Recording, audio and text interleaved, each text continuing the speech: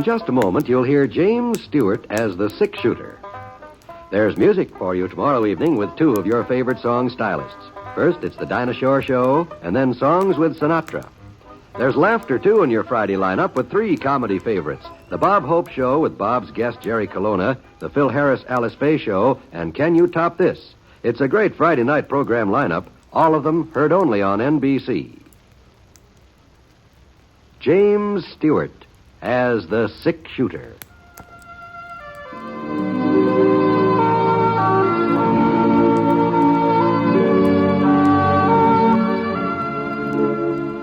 The man in the saddle is angular and long-legged. His skin is sun-dyed brown. The gun in his holster is gray steel and rainbow mother of pearl. Its handle unmarked. People call them both the six-shooter.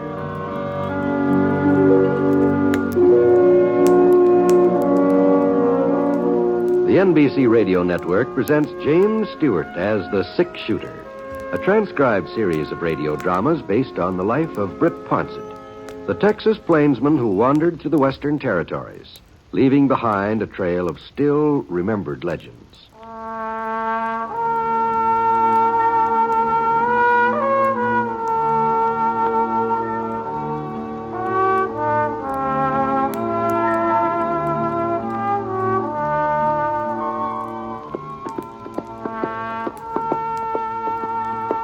It was about 7 o'clock on a Saturday evening, and I was riding down the east trail that led from Castle City over to Crown Ranch.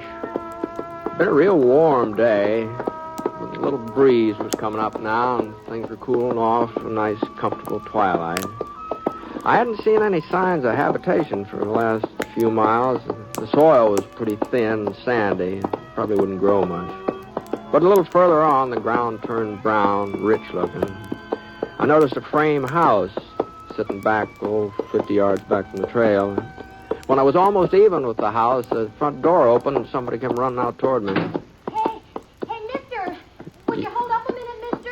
Young boy, it looked like, about 15, 16, wearing blue jeans and a checkered shirt and a little peaked cap pulled down over his ears. Whoa, Scar. Whoa, boy. Howdy, son. What can I do for you? You come from town, mister? That's right. You didn't run across Friendly DeWitt on the trail, did you? Friendly DeWitt? You know him, don't you, mister? He runs the traveling mercantile. How's that? Oh, sure. We're too far out to get into town very much, so he brings around a wagon load of goods every once in a while. I just don't know what we'd do without him. Well, don't stand out there all night jawing. Just find out about Friendly, like I told you. The gentleman ain't seen him, ma'am. Oh, shut up, Fern. You can wear something else if you have to.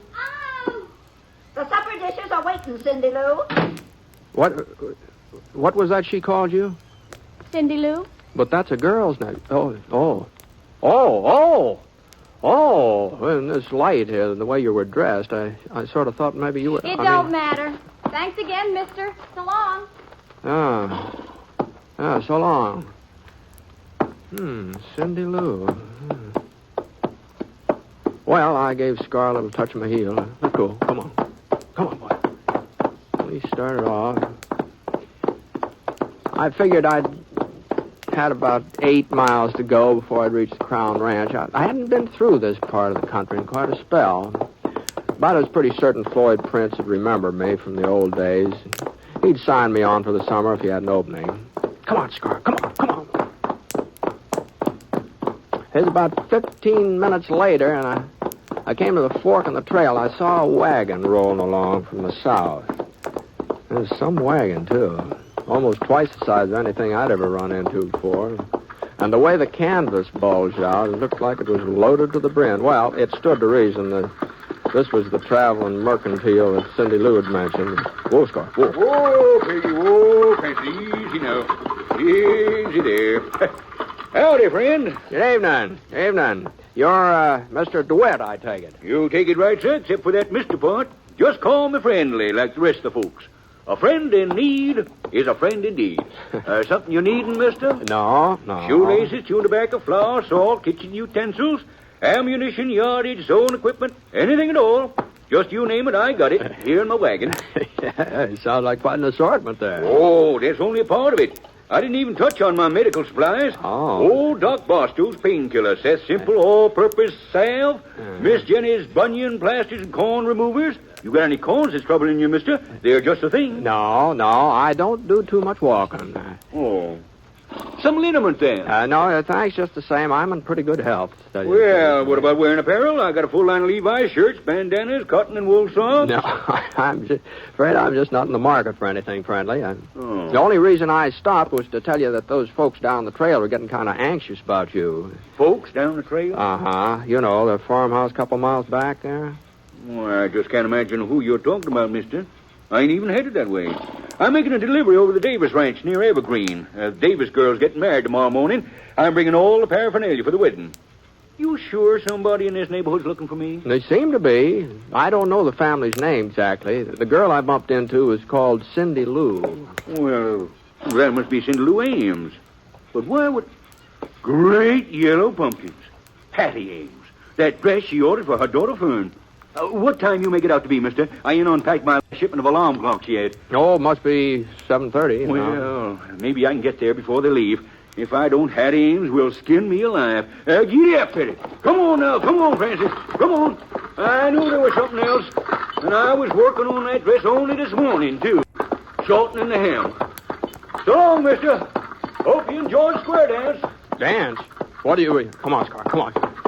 Dance? What are you talking about? Well, that's where you're heading, ain't it? The Crown Ranch? Yeah, as a matter of fact, it is. But I didn't know about any dance or anything. I was going to ask Floyd Prince for a job. You mean tell me you ain't heard about the celebration tonight? No, not a word. Well, it's account of Floyd Prince's son. He just come home from school and back east. Well, you mean Monty Prince? Yeah, that's the boy's name.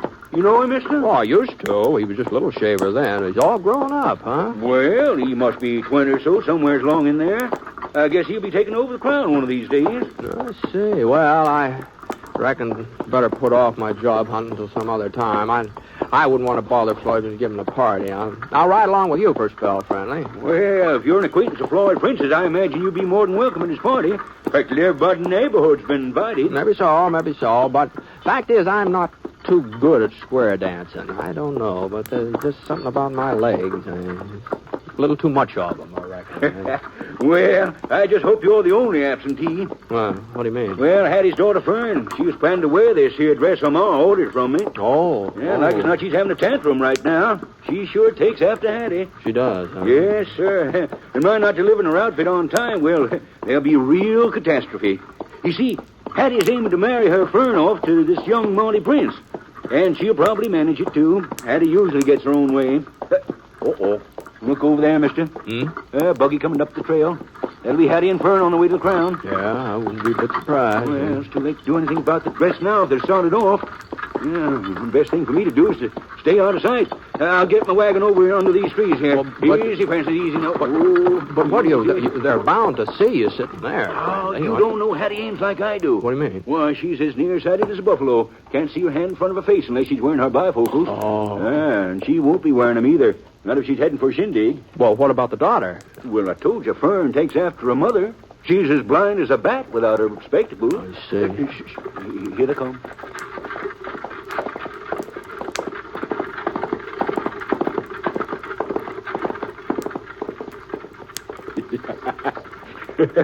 there. What did they tell you? Oh, doggone. They never even glanced over toward us, did they? No, not a glance. Well, I guess I might as well mosey over to the Davis Ranch. Nice meeting you, Mr.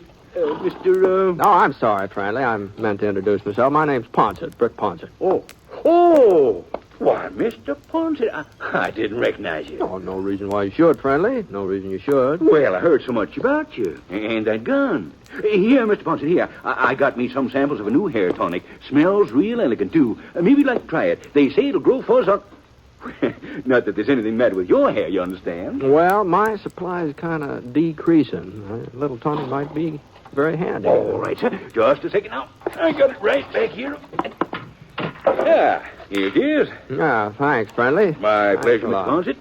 My pleasure. Well, Say, I just happened to think, what happened to the other daughter? Well, that buggy that just went by, there were only 2 women in it. Now, the girl I met back at the farm, she wasn't Oh, you mean Cindy Lou? Well, she wouldn't be going to Prince's dance. She wouldn't have. No. You see, Hattie ain't got much use for her. Cindy ain't Hattie's real kin. She's just stepdaughter. Oh. Yeah, Hattie and Fern, well, they just seem to go out of their way to make things miserable for her. Like this here dance, for instance. Everybody knows that Monty Prince and Cindy Lou used to be real friendly when they was kids. Well, she'd probably give her eye tooth to go to that party tonight, see him again, but, well... It's too bad she can't. Yeah, but there's nothing anybody can do about it. Why, she don't even have a dress to her name. You know, I've got a hunch she'd be real pretty if Hattie ever allowed her to fix herself up. Well, she seemed a mighty nice-looking girl to me. Yeah, sure is. Yeah. What's the matter?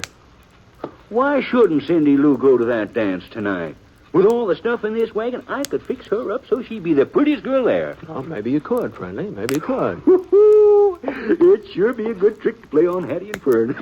Why, if they couldn't tell my wagon at 50 feet, they'd never know Cindy Lou when I got done with her.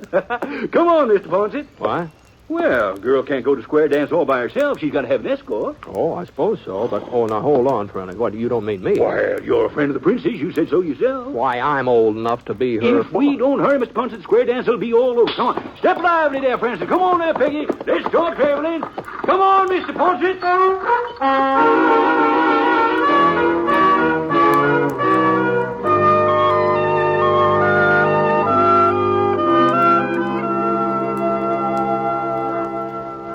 Don't understand, Mr. DeWitt.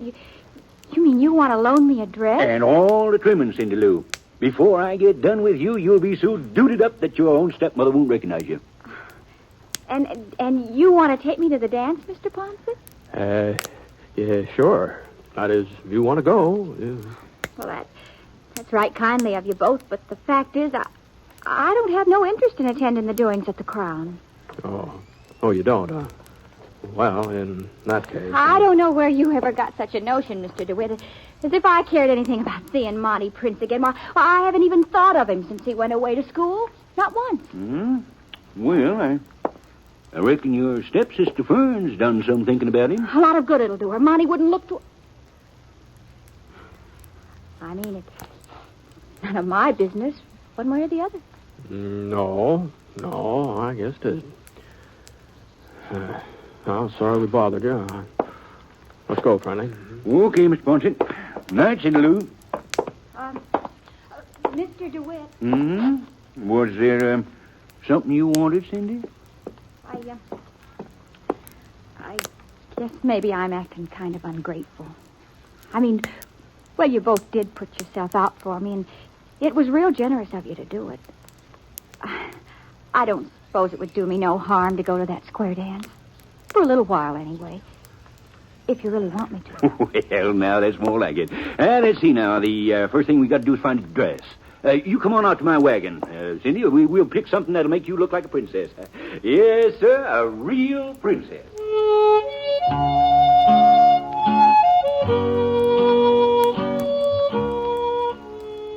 Well, I want to tell you, Friendly wasn't very far wrong. That's just exactly how Cindy Lou looked when she came out of that bedroom about half an hour later. And for a minute, we just stood there, just not saying a word, just staring at her. Is something wrong? Don't I look good enough to go to the dance? Good enough? Why, Cindy Lou, you're as pretty as a picture. Ain't you, Britt? Why, she sure is. Well... If you're all ready, Cindy. Well... There's just one thing. We forgot the shoes. Shoes? I don't have any party slippers of my own. Oh. Well, you see, Cindy Lou, that's about the only item I don't stock in my wagon. I guess you can make do with the shoes you're wearing, can't you? Oh, I don't see how. Well, look at them yourself. Yeah. No, wait. I am carrying one pair of fancy slippers. They're part of the Davis girls' wedding outfit. Well? No. I couldn't loan them to Cindy, though. I got to leave for the Davis ranch as soon as you two start off for the dance. I promised I'd be there first thing in the morning, and it's a good 8 hours drive in that wagon of mine. Oh, I see, yeah. Well, it was real nice of you both, anyhow. I'll never forget what you tried to do for me and how I felt when I put on this dress and how wonderful. Now, hold on, Cindy. Hold on. It's all right. Just let me do some figuring here. Let's see. If I was to leave here by midnight, I could be at the Davis place along about 8 a.m. That ought to be early enough. Well, there ain't no reason why you both couldn't be back here before 12 o'clock, is there? No reason at all. Well, then I guess the next thing to do is to find out whether them slippers will fit or not. I'll bring them right in. Well, I just don't know what to say, Mr. Ponset. Nothing like this has ever happened to me before. It all seems like something out of a storybook. You know, Cindy, I was just thinking the same thing. Well, here you are, Cindy. Try them on. Gee, they sure do look small, don't they? Yeah? You think you can make it? Oh, I don't... Oh, there. Oh, it is kind of tight, but... Well, try the other one. If you can get one on, the other ought to go, too. There. Good. Now, you going to be able to walk all right? Oh, I'll be able to walk all right, Mr. Stewart. The way I feel I could almost fly. Well, then you better get started. You won't have too long for the dance, you know. And don't forget, Britt, you got to have her back here by midnight. Don't worry, friendly. I won't forget.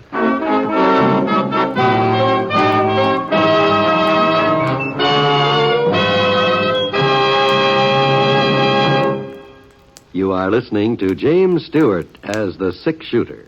The story of Britt Ponset, the Texas plainsman whose name has become legend throughout the great Southwest. Now, Act 2 of the story called When the Shoe Doesn't Fit.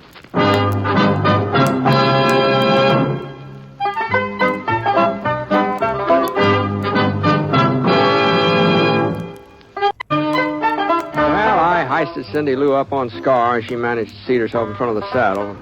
I kind of held on to her to keep her from falling off, and we started off for the Crown Ranch. It took us about 45 minutes to get there, and that party was in full swing when we walked into the parlor.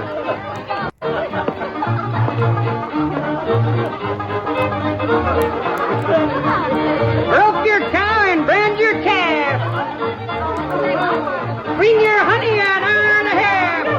Floyd Prince came over to the door when he saw us and told me we're more than welcome. He's real nice considering I'd invited myself. I sort of managed to avoid mentioning Cindy Lou's name, and what with all the hubdub, Floyd didn't seem to notice that I hadn't introduced her properly. But Floyd's son, Monty, well, he didn't wait for any introduction. He just took one look at Cindy, and that was the last I saw of her. As far as I could tell, the other girls at the party were just completely out of the picture from then on. I waited until there was an intermission and the dancing, and then I moseyed over to the punch bowl. Oh, can I help you, Mr. Ponset?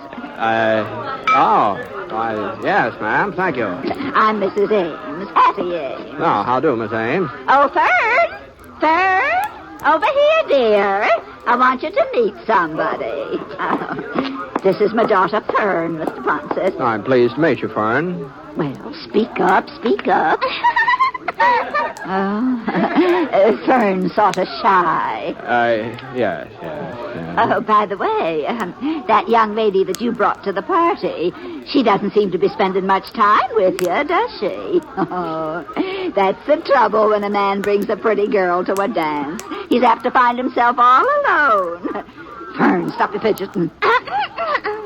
Of course, now, some girls have character as well as looks. I say.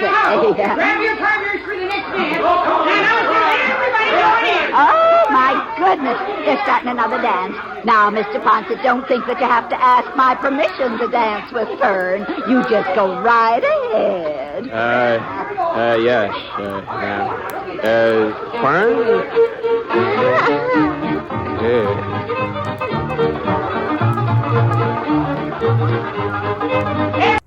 go. Around and around, and don't you go. Like I said, I'm not much of a square dancer, but there just didn't seem to be any way of turning Fern down. Well, I guess I should say there wasn't any way of turning her mother down. So, we did our best. Whoop. Sorry, Fern.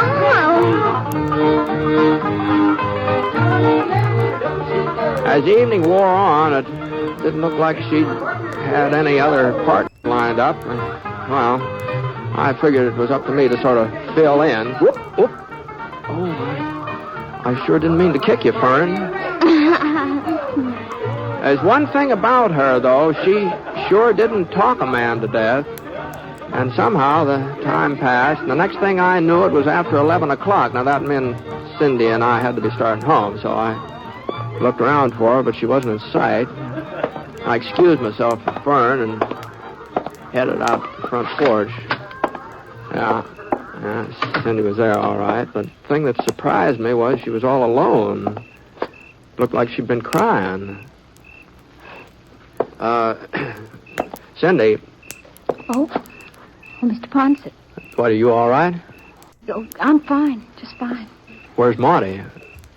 I don't know. Well, maybe you'd better find him and say goodnight. I never want to see him again. Not as long as I live. Oh. Well, what happened? I thought you two were hitting off real good. I thought so, too, at first. While we were inside dancing, everything was just wonderful. And then, all of a sudden, he started acting like he didn't care about me at all. Said he couldn't be spending all his time with one girl. He had to dance with some of the others. Mm-hmm. Well, after all, the party is in his honor. And that ain't all, Mr. Ponset. He didn't even know who I was. Well, didn't you tell him? Well, I thought sure he'd know. I never figured he'd forget me, not in just a few years. Well, you've changed, Cindy, and the way you're all fixed up tonight. Oh, that wouldn't matter. Not if Monty really liked me. I'd never forget him. I'd know him no matter how much he changed or how he dressed. Well, all you had to do was just tell him who you were, you know. No, I just couldn't. And you mustn't tell him either. You've got to promise me you won't. Now, please, Mr. Ponset. Well, if that's what you want. Well, I think maybe we'd better leave. Yeah. Well, I'm ready. You got everything? I guess so. Why? I don't know. I just thought maybe you'd lost one of your slippers or... My slippers? Whatever gave you that idea? I don't know. I just sort of crossed my mind somehow. Never mind. I'll get Scott.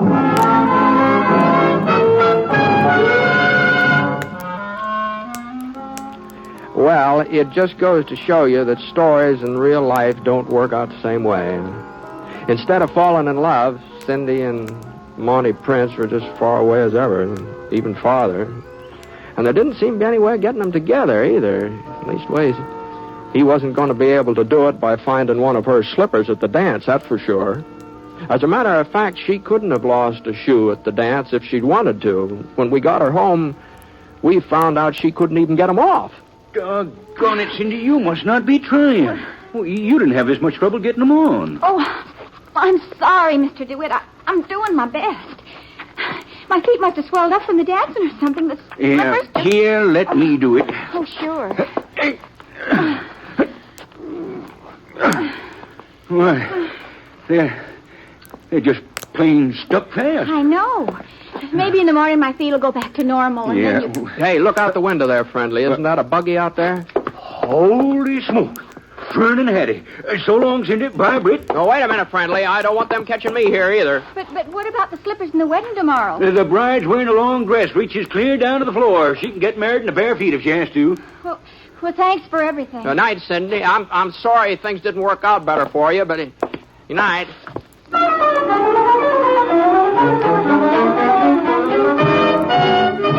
Well, along about noontime the next day, I was in my hotel room washing up Sunday dinner. They were planning to serve fried chicken and corn fritters and apple pie. The Castle Hotel always put the food on family style, so I figured I'd better be real prompt or there wouldn't be any... Yeah? Yeah, come in. Oh, Marty. Oh, what are you doing in town? I came to see you, Mr. Ponset. Oh, is that so? It's about that girl you brought out to the Crown last night. Well, I sort of had the impression you weren't too interested in her. Oh, I'm interested, all right. I wish I wasn't, but I am. How's that? Well, you see, Mr. Ponset, before I went back east, I was, I was real fond of another girl. Cindy Lou Ames, her name is. Oh. And we sort of promised that we'd wait for each other. But last night, that girl with you, well, she sort of made me forget Cindy. She did, huh? For a while, anyway. And then I remembered, and I felt real bad because it didn't seem like I was being fair to Cindy. So I went inside and I left the other girl to herself. But doggone it, all night long I kept thinking about both girls, and they sort of got mixed up in my mind. I couldn't even keep them straight. Uh-huh. Yeah. You've got quite a problem there, haven't you? Yeah. Excuse me. Good morning, Mr. Ponset. I finally managed to get... Oh. Cindy Lou. Hello, Monty. Golly, it's good to see you. I was hoping you'd be at the dance last night. Were you? You know, you haven't changed a bit. No, I guess I haven't. They're in this paper bag, Mr. Ponset. Those things I borrowed last night. Oh. I thought maybe you could return them to Mr. DeWitt for me. Well, I'm not sure I'll be running into him again, Cindy. Here, Mr. Ponset. Now be careful. Don't... Oh, Mr. Ponset. Oh, doggone it, Cindy. I just sort of slipped out of my fingers.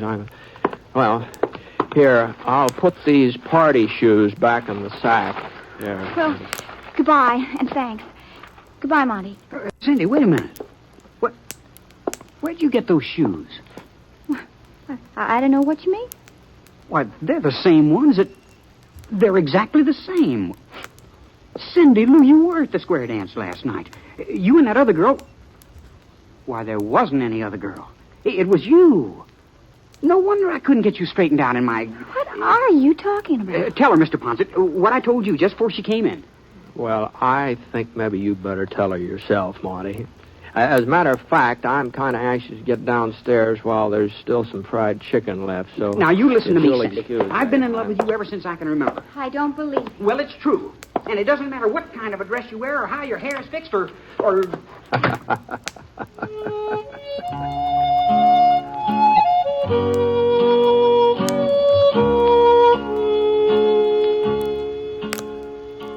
Well, there wasn't much point in my hanging around to see if Cindy and Monty would finally get together.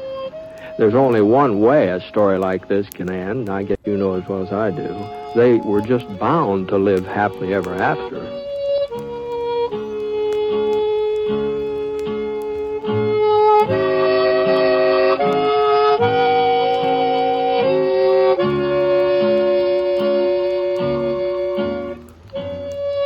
The Six-Shooter is a transcribed NBC Radio Network production in association with Review Productions. It is written by Frank Burt and is based on a character created by him. Mr. Stewart may currently be seen in the Universal International picture The Glenn Miller Story.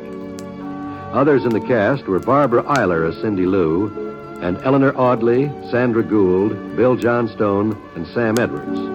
Special music for this program was by Basil Adlam, and the entire production is under the direction of Jack Johnstone. All characters and incidents were fictitious, and any resemblance to actual characters or incidents is purely coincidental. This is John Wald speaking.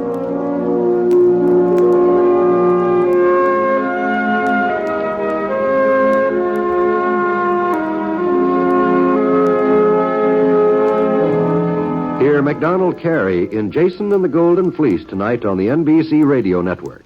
We hope you enjoyed this episode of The Six-Shooter on PastCast Studios. Make sure to subscribe so that you don't miss a single episode. We also feature a lot of other old westerns and other really interesting radio dramas from the golden age of radio. Leave us a comment. What would you like us to play for you? Thanks for tuning in.